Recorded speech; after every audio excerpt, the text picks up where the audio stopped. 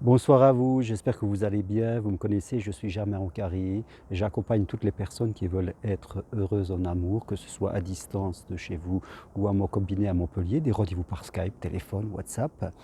Je forme au métier de coach, praticien en hypnose et j'organise des marches sur le chemin de Compostelle pour évoluer, des marches de 4 jours pour évoluer, pour se transformer, que ce soit en amour ou à autre chose. Alors justement, ce soir, je vous écris des Alpes, du Mont Blanc justement, pour essayer de répondre à cette question, pourquoi? Pourquoi justement? 2,7 on va dire couples sur 3 on finissent par se séparer, on finissent par se divorcer. C'est vrai que c'est une réalité aujourd'hui. Qu'est-ce qui fait que les gens qui s'aiment vraiment au début, on arrive à se séparer, voire pour certains quasiment à se détester, à faire la guerre, alors que quelques mois, quelques années avant, ils s'aimaient par-dessus tout.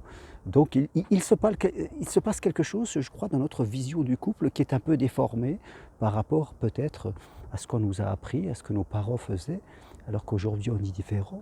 Je crois que la première des raisons, c'est que quand on se marie des fois, c'est vrai, on passe chez le maire, hein, je veux dire, certains vont à l'église pour ceux qui croient, et on arrête un peu d'être soi-même vraiment, hein. Quelque part dans notre psyché la plus profonde, quand on est à deux, c'est pas facile de s'autoriser à faire des choses pour soi, à continuer de vivre sa propre existence. Donc, de manière plus ou moins forte en fonction de la pression familiale, en fonction de ce que l'on croit, on arrête un peu d'être soi-même, on n'ose plus partir comme je le fais là, moi, alors que je vis avec quelqu'un qui a aussi ses passions, hein. Je suis parti faire le tour du Mont Blanc, ben voilà. C'est difficile pour les gens de s'autoriser à faire quelque chose, c'est plutôt des interdictions, on n'ose pas, on culpabilise, on a peur des conséquences, et cela est encore beaucoup plus fort si en plus on a une famille qui est un petit peu là-dedans et qui vient nous dire que c'est pas bien, voire qu'on a un conjoint que lui-même vient renforcer la chose. Donc on arrête d'être soi-même, de continuer à faire son propre chemin. On devient une personne en couple, voire un parent si on a des enfants. Et tout cela, forcément, crée de la frustration, crée un décalage, crée un manque. Peut-être pas au début, parce qu'au début, on est encore tout émerveillé. Mais quelques années après, il commence à avoir ce manque qui commence à venir et qui va être amplifié si l'on a des enfants qui vont nous demander de beaucoup nous engager quelque part.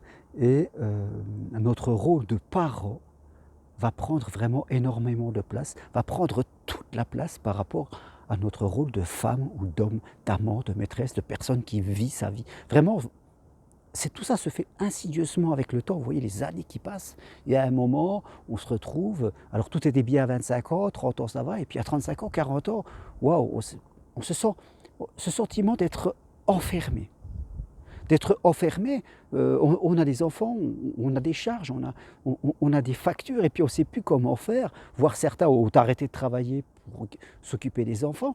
Chaque cas est un cas bien sûr et qu'il faut étudier, mais il y a vraiment cette puissante sensation d'enfermement, quelque part, et ça crée un décalage à l'intérieur de nous qu'on ne peut pas forcément en plus dire, parce que des fois on sait qu'on ne sera pas compris et puis on se pose des questions: «Est-ce que j'ai vraiment raison?»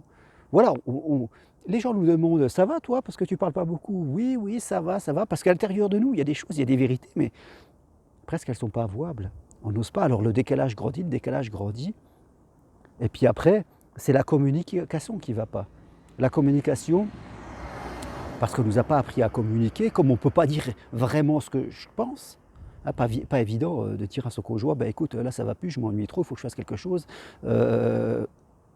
On n'ose pas le dire, donc le décalage commence à grandir, on n'ose pas avouer ce qu'on ressent vraiment. Hem, donc on répond autre chose, on répond à côté. On dit: «Oui, ça va», ou «Je suis fatigué» ou autre chose, ou c'est le travail, ou c'est les enfants, tout ça, et puis on botte en touche, mais ça revient, ça revient. Et à un moment, les gens, bah, soit ils rencontrent quelqu'un qui va leur faire espérer une autre vie et puis paf, ils vont faire éclater le couple, soit à un moment ils en peuvent vraiment plus et c'est eux qu'il faut éclater le couple. Et ce qui est dommage, c'est qu'il faut éclater leur couple, ils vont vouloir divorcer, se séparer, faire des crises, alors même qu'ils n'ont jamais pu parler de leur réel désir. Et qui sait, s'ils avaient osé, peut-être que ça aurait changé. Peut-être que ça aurait changé. Mais ils n'ont pas osé. La seule solution, c'est soit je reste, soit je pars. Et entre les deux, il n'y a pas grand-chose. Et ça, c'est un peu dommage. Quelque part, quand on est dans un couple, c'est toujours bien, surtout si on est des enfants, d'essayer de sauver son couple. Et pour essayer de sauver son couple, eh ben, il faut parler. Il faut dire les choses, il faut les mettre sur la table. Même si ce n'est pas facile, après, si personne ne veut entendre, là, vous pourrez prendre votre décision avec le sentiment d'avoir tout essayé. C'est important, ce sentiment d'avoir tout essayé. Parce que sinon, on peut avoir l'impression qu'on aurait pu faire différemment. Mais voilà, restez-vous, si vous êtes en couple, ou alors si vous avez envie de refonder un couple, surtout restez vous-même. N'entrez pas dans les vieux schémas des années 50 ou des années 70, même si vos parents ils ont eu ça. C'était une autre époque, on est en 2019 aujourd'hui. N'entrez pas dans ces schémas, restez vous-même, continuez à vivre votre vie. On aime une personne qui nous échappe, on aime une personne qui reste elle-même, croyez-moi, c'est sûr. Quelque part, si vous avez quelque chose à dire, il y a une voiture qui passe, laissez-le, dites-le, vous verrez que c'est comme ça que ça paie. C'est comme ça qu'on construit un amour, c'est en disant les choses, en parlant de façon calme et posée. Et vous verrez que là, vous allez vivre une belle histoire, je dirais, qui risque de durer parce que vous êtes deux êtres authentiques qui savent parler. D'accord ? Voilà, c'est important, je vous le rappelle, pour ne pas être dans cette sensation d'enfermement. Être parent, c'est bien, mais quand on est parent, on reste quand même soi-même. On s'organise, on fait garder les enfants, mais il faut rester soi-même. Tous les gens qui sont acteurs, qui ont des métiers, qui sont, je ne sais pas moi, ministres, ils n'arrêtent pas les ministres parce qu'ils sont parents. Sinon, on serait tous obligés d'arrêter et de faire que de 8h, 5h et de rentrer pour faire la soupe. Non, non, non, non, non, non, non. Ce n'est pas un beau cadeau à faire à nos enfants. Restez vous-même et allez-y. Et si ça ne va pas, ben, écrivez-moi, on se fait un rendez-vous tout ensemble, à distance, par téléphone, par Skype, et on fait le point sur votre situation. Merci, à bientôt, au revoir.